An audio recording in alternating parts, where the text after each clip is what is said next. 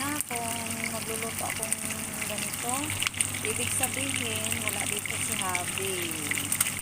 Wala ang hubby ko, kaya yan. Magluto ako ng... Ayan ang ating tanghalian. Sarap kumain, nakakamay. Ayan.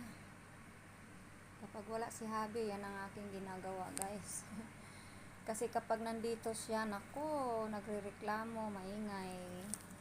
Kaya yan. Namiss ko na ito. Sayang, wala akong cucumber. Pero okay na rin. So, ayan. Kain na tayo. Ang ating simpleng ulam. Ayan.